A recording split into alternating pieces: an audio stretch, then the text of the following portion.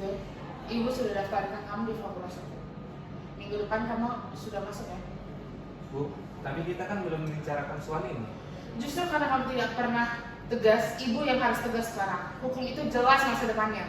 Tapi Bu, aku... Jangan mulai dengan kata aku suka ini, aku suka itu. Hidup itu bukan karena suka-suka. Hidup itu harus dengan kepastian. Ibu sudah capek lihat kamu gini terus. Kamu tuh harus jadi orang yang berhasil, Joy. Aku nggak tahu lagi mana yang aku mau dan mana yang seharusnya aku mau.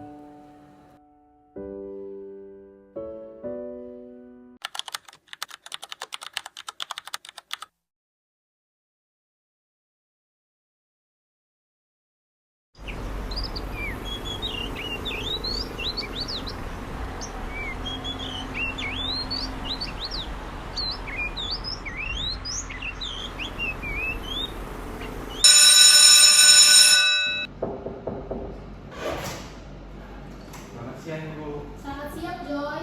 Silakan masuk, Nak. Silakan duduk di kursi ini, Joy. Terima kasih, Bu.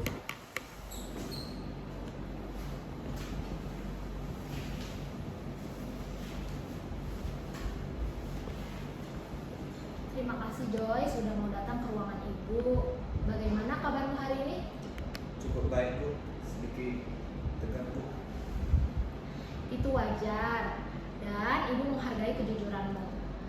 Mari kita atur napas dulu sebentar. Joy, sebelum kita memulai sesi konseling kita pada hari ini, ada baiknya Ibu sampaikan beberapa asas utama dalam bimbingan konseling kita. Ruangan ini adalah tempat yang aman untuk kamu, Joy. Yang perlu Joy ketahui, yang pertama ada asas kerahasiaan. Apapun yang kita bicarakan di sini akan tetap di sini. Ibu tidak akan menceritakan kepada siapapun apapun yang sudah Joy ceritakan kepada Ibu. Kecuali jika ada bahaya serius bagi Joy atau bagi orang lain, dan itu pun akan kita bahas bersama ya. Lalu yang kedua ada asas keterbukaan. Joy bebas menyampaikan apapun yang Joy rasakan pada saat ini tanpa Joy harus takut dihakimi. Lalu yang ketiga ada asas kesukarelaan.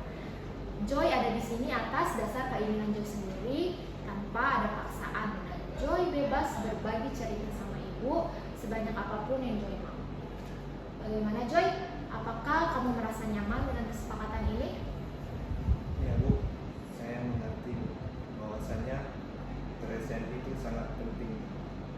Baik, kalau begitu kita punya banyak waktu di sini. Kamu tidak harus bercerita tanpa takut, tanpa merasa malu.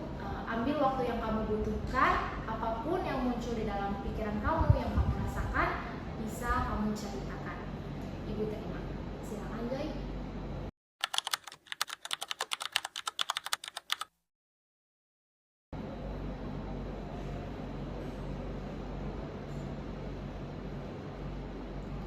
Saya sebenarnya takut bicara Bu. Takut kalau apa yang saya rasakan itu salah. Sejak kecil saya terbiasa mikir yang penting ibu senang.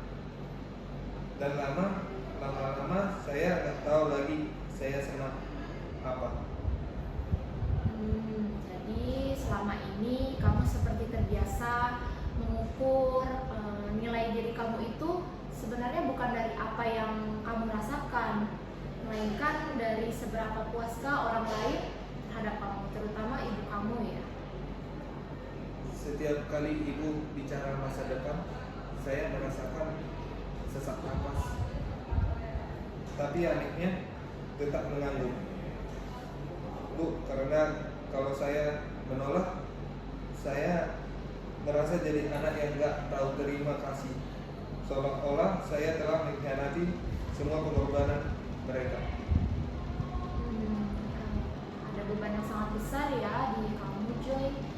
Rasa sesak yang kamu rasakan saat menghadapi ekspektasi orang tuamu atau bahkan keluargamu, dan rasa bersalah yang menghantuimu.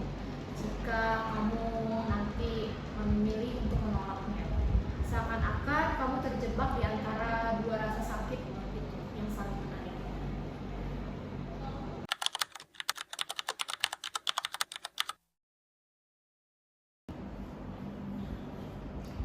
Iya Bu, dan jujur sebetulnya itu saya marah. Tapi saya nggak pernah merasa boleh marah ke orang tua. Saya capek Bu dengan versi diri saya yang aman, yang selalu mengangguk dan menurut. Padahal hati saya berteriak menolak. Kamu marah pada diri yang harus disembunyikan itu ya.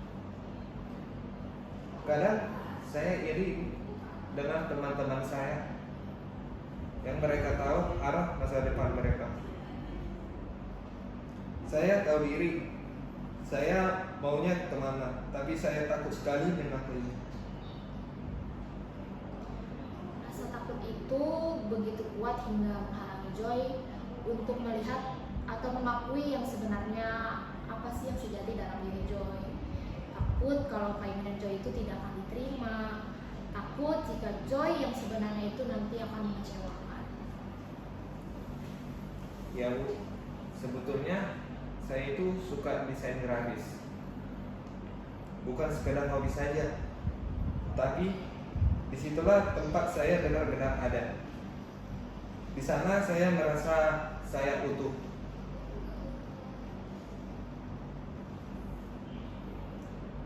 Ibu bisa merasakannya Joy ketika Joy menyebut kata desain grafis. Suasana di sini berubah. Mata dan suara Joy itu berbeda.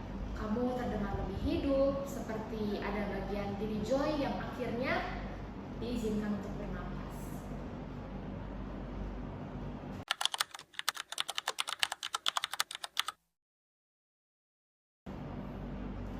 Karena itu bagian diri saya yang selalu saya sembunyikan. Apa yang saya salah Bu? Apa saya egois kalau memilih jalan yang berbeda dengan harapan ibu saya? Ibu tidak melihat Joy sebagai pribadi yang benar atau yang salah. Dari tempat Joy duduk di sini, Ibu melihat seorang manusia muda yang sedang berjuang dengan integritas dirinya. Joy sedang berusaha jujur pada pengalaman batin Joy sendiri. Dan itu adalah hal yang sangat berani. Saya takut Bu dicap orang egois. Tapi mendengar ibu berbicara seperti itu, mungkin selama ini saya bukan egois. Saya cuma belum berani untuk mencintai diri saya sendiri sebelumnya.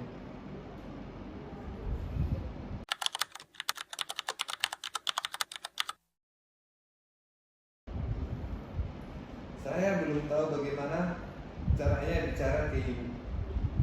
Saya belum punya solusi final. Tetapi saya sekarang tahu perasaan saya nyata. Keinginan saya untuk mendesain itu nyata. Dan kamu sekarang mulai mempercayai pengalamanmu sendiri. Kamu mulai menerima bahwa ada jarak antara siapa dirimu dan siapa orang lain ingin kamu menjadi apa. Nah, menerima jarak itu adalah langkah pertama Joy menuju diri Joy yang sebenarnya. Ya Bu, untuk pertama kalinya saya gak ingin lari dari diri saya. Saya ingin kembali ke dalam diri saya.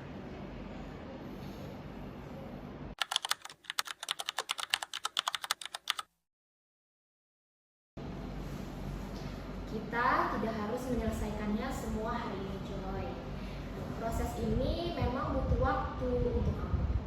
Yang penting kamu sudah mulai kembali, sudah mulai berani dan duduk bersama dirimu sendiri, dirimu apa adanya. Itu adalah keberanian yang terbesar untuk kamu. Dan ternyata itu menenangkan Bu. Terima kasih banyak Bu. Sama Sama-sama Joy, Ibu akan selalu ada di sini jika Joy merasa perlu ruang, perlu teman untuk bercerita. Joy silakan nanti boleh datang lagi ke Ibu, kita atur waktu sama-sama ya. Baik.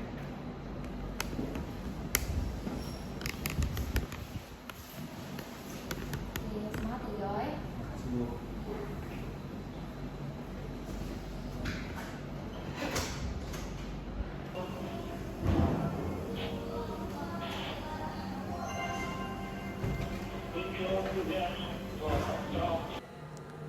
Aku belum tahu kemana langkah ini akan membawaku dan bagaimana reaksi ibuku nanti. Tapi sekarang aku berjalan dengan suara yang selama ini kutinggalkan, suaraku sendiri.